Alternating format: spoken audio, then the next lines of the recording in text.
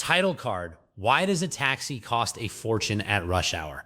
Let me tell you how this video began, not in a textbook, but in my own apartment with a screenshot from my wife.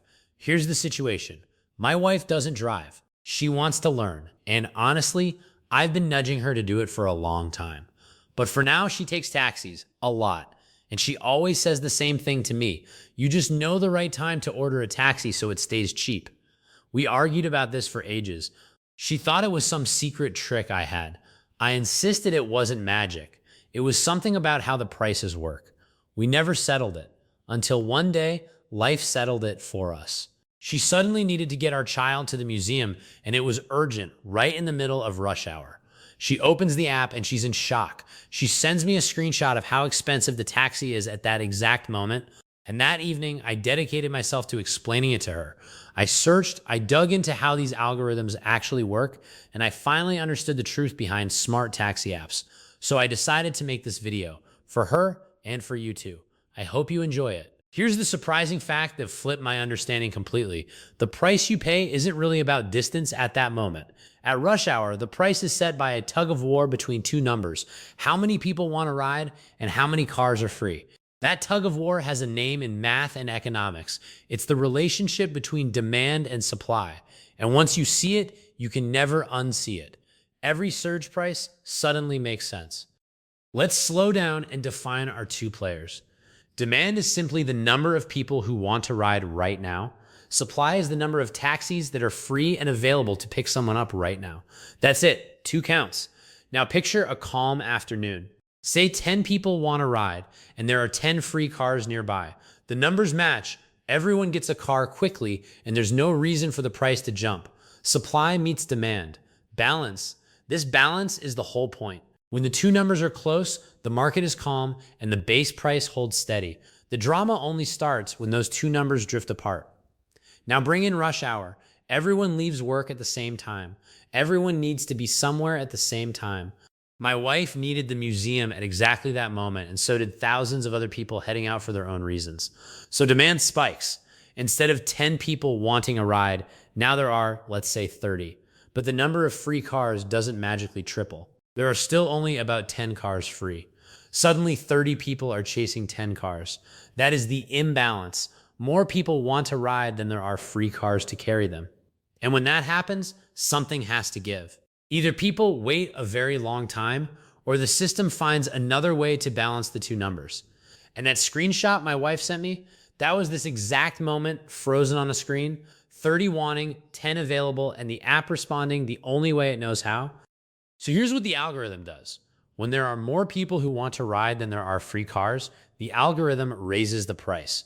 Not to punish you. Its job is to balance the market, to bring those two numbers back toward each other. Think about what a higher price does to demand. Some of those 30 people look at the price and decide, you know what, I'll wait 15 minutes or I'll take the bus this time. So the number of people actively demanding a ride right now goes down. And think about what a higher price does to supply. Drivers who were taking a break or were a little far away see that rides are now worth more. So more of them switch on and head toward the busy area. The number of free cars goes up. Do you see the elegant trick? Raising the price pushes demand down a little and pulls supply up a little. The two numbers move toward each other. The gap closes. The market rebalances. That higher price is the lever doing the balancing. This is exactly what I explained to my wife that night. The high price wasn't random, and it wasn't a glitch. It was the system mathematically searching for the price where wanting and available finally match again. Let me give you the cleanest way to hold this in your head. It's a ratio. Demand divided by supply. People who want to ride divided by free cars. When that ratio is around 1, 10 people, 10 cars, the price stays at its base. The market is balanced. When that ratio climbs above 1, 30 people, 10 cars, a ratio of 3, the algorithm pushes the price up to bring it back down. And it works the other way too. Late at night, when 20 cars are cruising and only 5 people want to ride, the ratio drops below 1. Now there's more supply than demand and prices settle back to their calm baseline. So when my wife said I knew the right time to order, the truth is I wasn't using some secret. I was instinctively ordering when that ratio was low, when demand was calm and free cars were plenty. That's the whole trick. The surge wasn't the app being greedy in some mysterious way. It was the ratio. Demand over supply, climbing during rush hour, and the price following it up like a shadow. Once you understand the ratio, the whole day turns into a kind of map. Mornings, when everyone commutes to work, demand spikes, ratio jumps, prices climb. Evenings, when everyone heads home, same thing again. In the quiet middle of the day or late at night when fewer people are out, demand falls. If there are still plenty of free cars around, the ratio drops and the price relaxes back toward the base. This is exactly why my wife's museum trip was so painful. She needed it during one of those tall peaks, right when demand was high and free cars were scarce. The single worst moment for the ratio.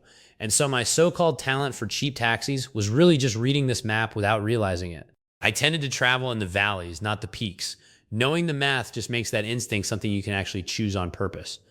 So what do you actually do with all this? First, remember, it's never personal.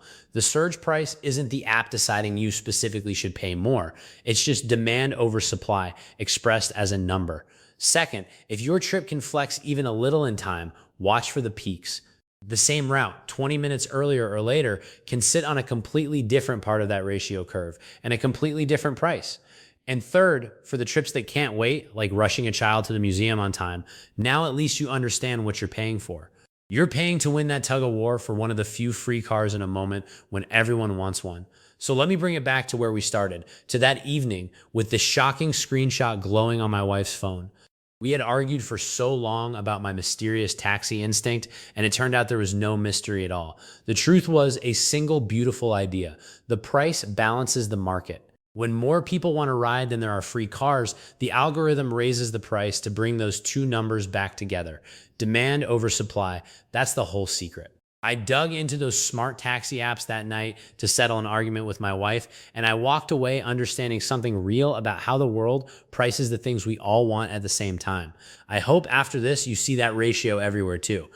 And yes, she still doesn't drive yet, but now when the price surges, she doesn't text me in shock. She texts me the ratio. Thanks for watching, and I hope you enjoyed it.